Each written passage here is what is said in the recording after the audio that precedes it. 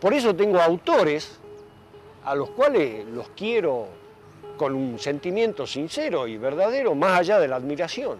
Esos autores que uno los denomina maestros, porque yo creo que en la palabra esta, que desde ya no tiene nada que ver con la docencia, uno está poniendo no solo la admiración que siente por alguien, sino el cariño. En la lectura uno siente una afinidad, ¿sí? O sea, esa sensación de decir yo con este tipo me sentaría a tomar un café.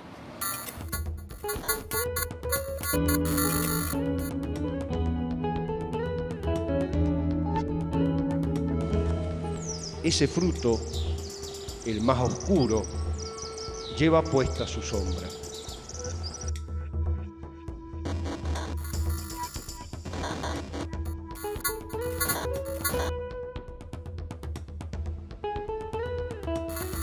Yo diría que Ernesto Aguirre hoy en día es el poeta quizás más importante que tiene la provincia de Jujuy vivo.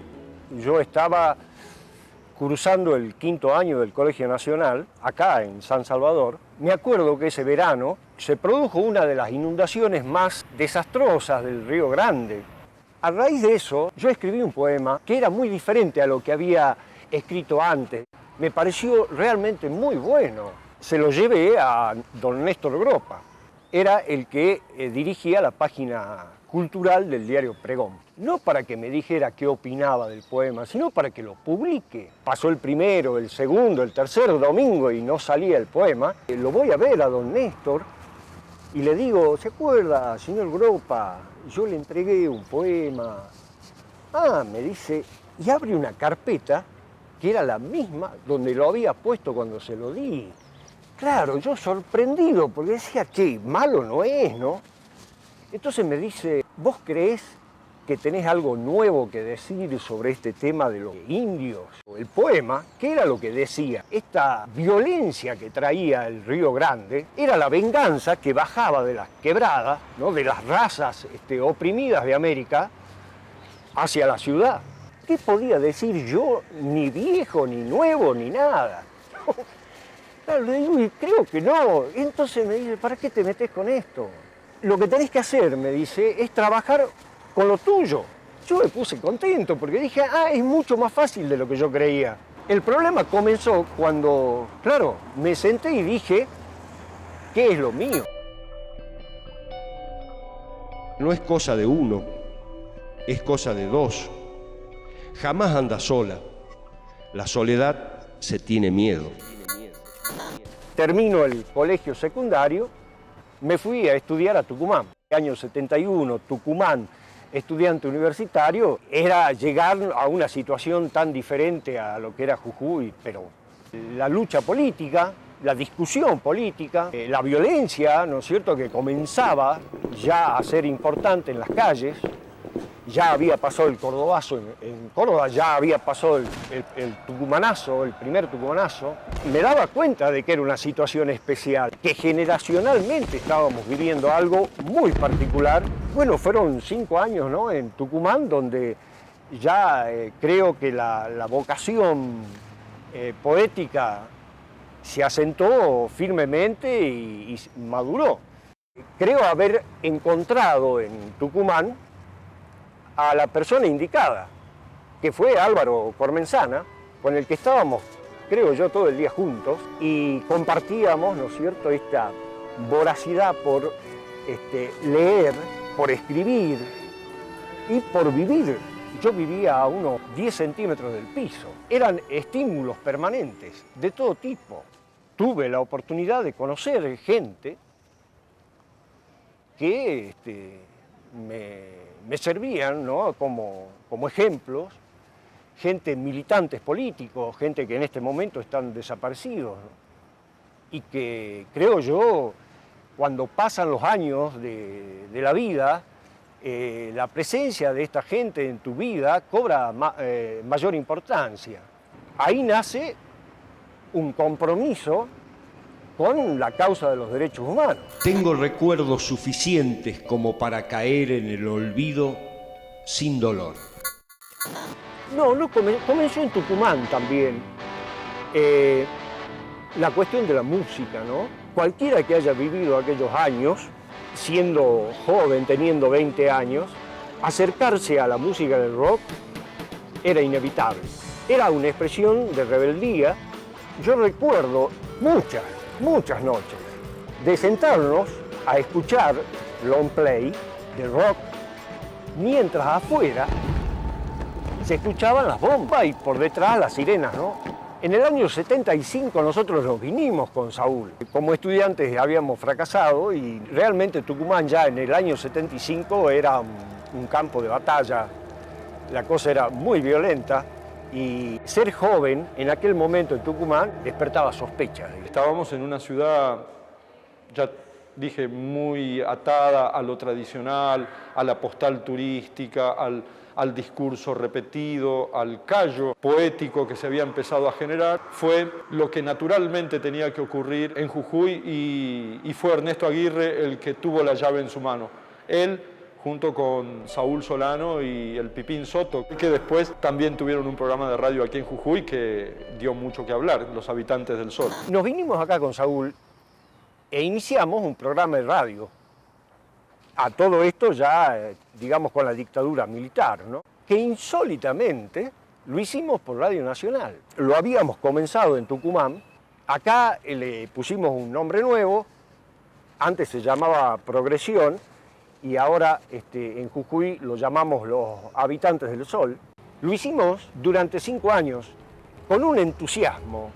Si algo yo rescato de esa época es ese absoluto entusiasmo que poníamos en hacer ese programa. No solo hicimos el programa de radio, editamos un libro con poemas nuestros, organizamos una gira, ¿no?, por toda la provincia, con un espectáculo, era de música y poesía. Fuimos, bueno, a La Quiaca, Humahuaca, Tilcara, Ledesma, Perico. A través nuestro vino Almendra en el año 80 a Jujuy, y ahí ya, bueno, definitivamente estaba consolidada, ¿no?, la poesía en mi vida, digamos. Yo publico mi primer libro en el año 78, plena dictadura, por supuesto.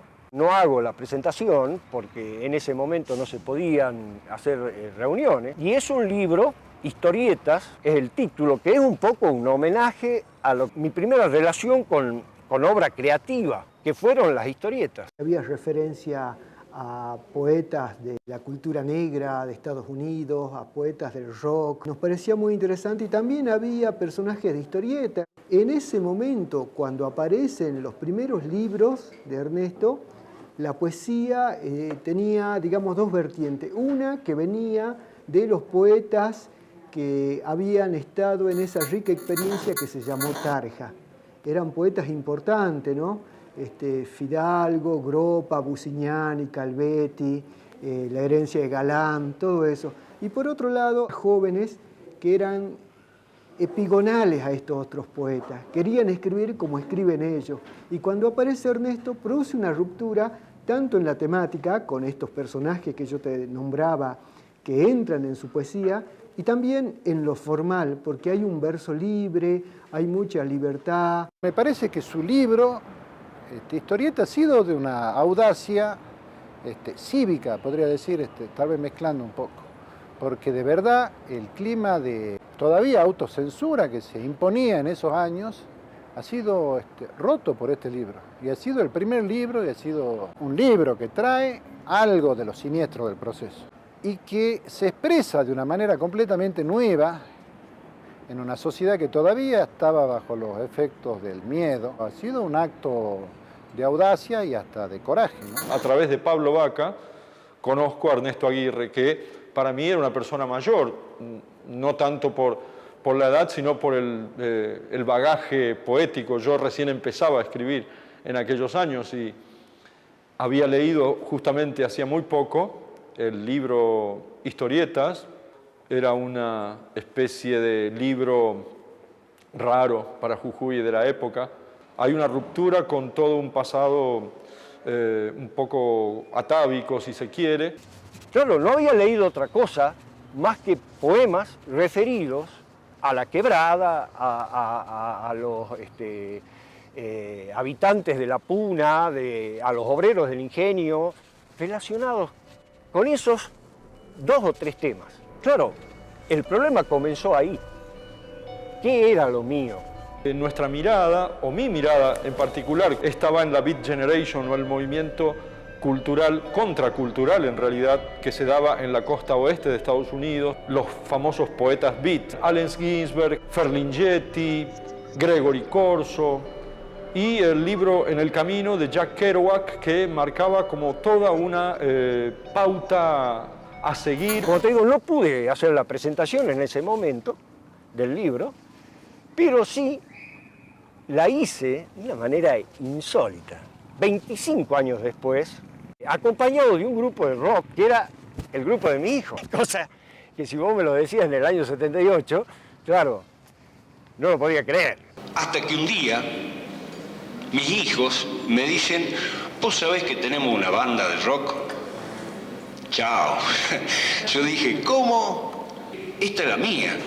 Lo que yo les quiero transmitir es la profunda emoción que a mí me produce esto de, después de 24 años, presentar mi primer libro acompañado por la banda en la que tocan mis hijos.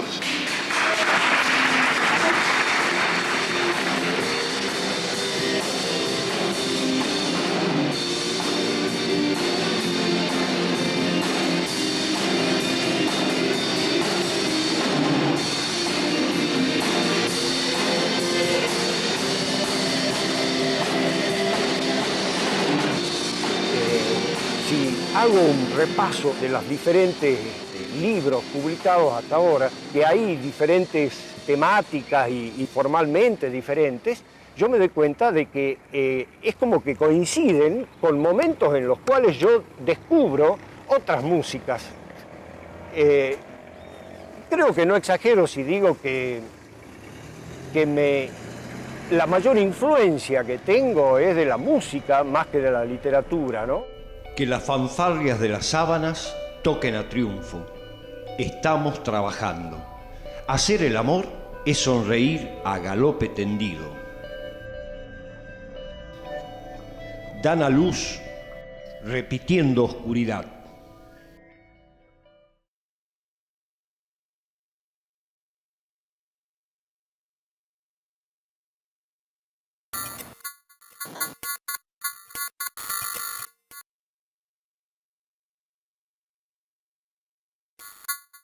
El primer recuerdo que tengo debe ser del año 82. Ese año fue la guerra de Malvinas. Yo venía de estudiar en Tucumán y a Ernesto lo conocí acá en Jujuy.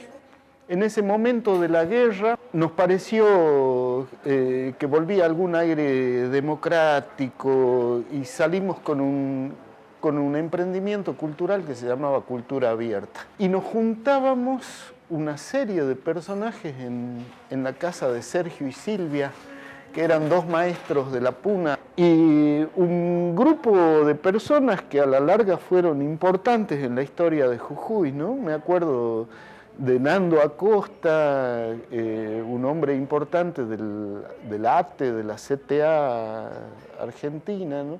El Perro Santillán, Ernesto Aguirre, Pablo Vaca, y éramos muy jóvenes en esa época, ¿no? Y me acuerdo que el manifiesto libertario de ese movimiento lo escribió Ernesto. Empezaba diciendo algo así como cuando callen los altoparlantes de la guerra. Una cosa que a mí me traía muchas contradicciones porque yo en esa época militaba en un partido de izquierda que reivindicaba la guerra, ¿no? Que le parecía que era una medida antiimperialista. Por otro lado, me parecía terrible la guerra, ¿no? En ese marco lo conocí a Ernesto. Él en esa época andaría haciendo su programa Los Habitantes del Sol. Se venía la apertura democrática y comenzaron, ¿no es cierto?, a aparecer las denuncias concretas de lo que había sido la violación de los derechos humanos. Y la verdad que uno en varios momentos se sorprendía porque yo la verdad no me imaginaba esos niveles de crueldad, ¿no? Eso por lo menos a mí me afectó muchísimo. Era imposible mantenerse al margen, ser indiferente, ¿no?, a esa situación. Y acá en Jujuy, bueno, se creó una comisión para recibir denuncias de familiares. No era una CONADEP, una sede de la APDH. Y ahí estuvo Ernesto, ¿no? Él sabía que tenía que estar ahí como otros artistas, como otros dirigentes políticos. Había muy pocos abogados en esa comisión, era muy difícil que la gente se acercara con confianza, digamos, porque obviamente había mucho temor todavía. Pero las denuncias que se recibieron en aquella comisión fueron lo suficientemente tremendas, ¿no?, como para demostrar que Jujuy, como nosotros decíamos, no está al margen de la historia, ¿no? Varios años más tarde, el libro de Reinaldo Castro demuestra, ¿no es cierto?, que Jujuy no es esa aldea apacible y bucólica que pintaba la poesía de Jujuy. No era así. Cuando se hacían marcha para conmemorar los 24 de marzo, que éramos 20, 25 personas, nos juntábamos en Necochea y Belgrano, siempre estaba Aguirre, digamos, ¿no? A mí me parecía lo normal eso, porque, claro, venía de un campo literario devastado por la dictadura, exiliado, escritores muertos, y entonces teníamos que solidarizarnos, lo mínimo que podíamos hacer. Ernesto es un hombre de los derechos humanos, ha sido parte también del movimiento que denunció las violaciones, los crímenes de la dictadura. Llegan los 80, nosotros dejamos de hacer el programa de radio y ahí me sucede algo increíble, porque en Tucumán, como dije, vivía con Saúl Solano y con Julio Altamirano. Un día, Julio, que sí se recibió en Tucumán de médico, y decidimos hacer un paseo al Cerro Azul. Nos gustó el tema, digamos, de la montaña. Entonces nos propusimos hacer cumbre en el Azul. Entonces volvimos y nos entrenamos y nos preparamos y fuimos. Hicimos cumbre. Y eso fue determinante. ¿Por qué? La cumbre del Azul tiene unas enormes piedras que son de un color negro opaco. Y yo recuerdo que, además de la alegría de que llegábamos a la cumbre, yo iba mirando estas piedras y de atrás empezó a surgir una cosa blanca, pero inmaculada, que no era un blanco de nube, era un blanco sólido, ¿no? Yo no entendía qué era, pero hermosísimo, ¿eh? Y cuando llegué a donde estaban las piedras, era el Chañi, ¿no? Pero es una postal, la imagen yo no me la olvido más. Era todo blanco, ese contraste con la piedra negra de la cumbre del Azul. A Julio y a mí nos picó el tema de la montaña, ¿no? Y empezamos a entrenarnos, a comprar equipo. Fuimos a la Aconcagua. A la Aconcagua fuimos 3 veces. Estuvimos en Bolivia, la Cordillera Real. Julio estuvo en los Himalayas. Insólito. Yo soy un convencido que uno necesita encontrar a la persona adecuada para hacer cosas que de otra manera, pero ni se te ocurre. Pero es ese entusiasmo con lo que uno se alimenta con la otra persona, permanentemente un intercambio. Son los mejores recuerdos que tengo, ¿no? Después, con el tiempo, yo publiqué un librito que formó parte de otro mayor, específico, digamos, de el Chañi, ¿no? Según los aromas del viento, las formas de las piedras. He sido feliz sin saberlo. Esa es mi tristeza. Después Aguirre hace un alto y durante varios años no publica nada. Y entonces yo creo que eso también es saludable en un autor, ¿no? Parar un poco la producción y ver qué es lo que pasa. Y ahí decide hacer una introspección Aguirre. Se convierte en otro Aguirre mucho más reflexivo. Ya también pasan varios años, digamos, ¿no? Ese ímpetu juvenil baja un poco, pero crece la calidad de su poesía. Y él hace una segunda renovación en la poesía de Jujuy, que es escribir con versos breves, versos condensados, con mucha carga poética. Y en ese momento también era algo totalmente inesperado. Nadie esperaba que surja un libro como Café de la Luz. Publico Café de la Luz, que es el tercero, donde cambio totalmente la poesía, porque descubro el haiku japonés. En 3 líneas, esta gente describía un instante, que el haiku era como una foto, y la poesía, esta narrativa de Hermann, era como una película.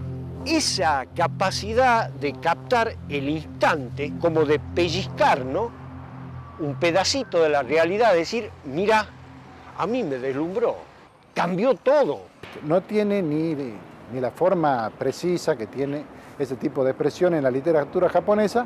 Tal vez la forma así parecida fue como una sentencia breve, ¿no? Pero que no tiene en el fondo nada que ver con eso. Y la conclusión es paradójica. Fue tan inesperado que recibió un premio, no de Jujuy, recibió un premio de Salta. Nadie esperaba eso y yo me acuerdo que habíamos hecho una entrevista que la publicó Néstor Gropp en el suplemento literario, donde Aguirre entra a bajar línea poética y bajar línea política.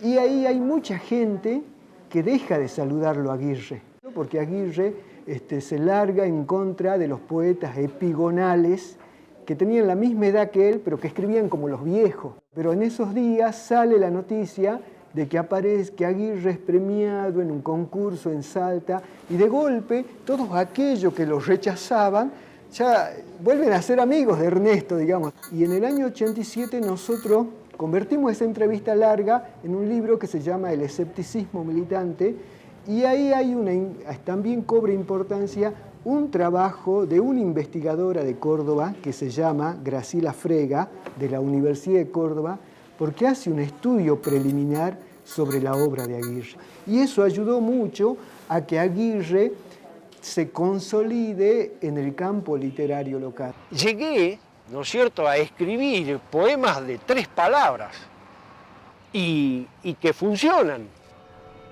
Eso también tiene que ver con la música, ¿ves? A campanadas el silencio se nombra. El agua suena de tanto mar que guarda. Seguí haciendo programas de radio. Ernesto por la calle me dice, che, vení que te quiero invitar a algo. Me sorprendió porque nunca me había invitado a nada, ni a un café. Y me dice, ¿querés hacer conmigo un programa de radio en Tilcara? Inmediatamente le dije que sí. Y era la reedición, después Ernesto me pone al tanto, de un programa que él ya había desarrollado aquí en la ciudad de Jujuy, El Perro Flauta. Era fácil embarcarse en ese proyecto y así lo hicimos. Para mí fue verdaderamente una cosa muy bonita, muy linda. La palabra café en el Dos Chinos es contraseña para que amanezca. El azúcar conoce lo amargo. La escucho rezando cuando se disuelve. En sus oraciones pide por nosotros y por el agua que en un vaso de soda se ahoga. Y bueno, y seguí publicando.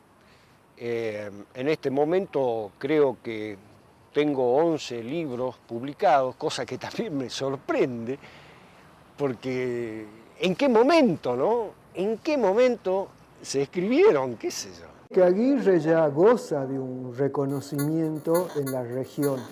Ahora, ese reconocimiento, digamos, es muy pobre, ¿no? Porque nos tocó un tiempo de mercaderes, ¿no? Nos tocó pasar la década de los 90. Lo conocen los estudiantes, los profesores de letras lo enseñan en las escuelas. Estoy en este momento dedicado a la poesía, ¿no?, a escribir. Veo una poesía totalmente consolidada en una forma de expresión despojada. Bueno, Ernesto produce unas metáforas de una enorme intensidad, de un gran impacto. Son muy breves, pero es como que cuando uno termina de leerlas, recién empieza el proceso, diríamos, de la metáfora. ya tendría que reinventarse de nuevo Aguirre, ¿viste? Porque ya es como Piazzolla, ¿viste? El Piazzolla resistido, es tango, es música de Buenos Aires, y después, ¿viste? Ya como que se consolida y hace toda en un mismo nivel, buenísimo, digamos, porque ¿quién podría hacer lo de Piazzolla? Lo ideal sería que produzca una nueva ruptura, pero no sé si Aguirre va a poder soportar a esta altura un nuevo cambio, ¿no? Pero mientras siga produciendo buena poesía, está todo bien, ¿no? Uno tiene la capacidad de modificar su entorno inmediato a través de incluso un poema. Los poetas son trabajadores también.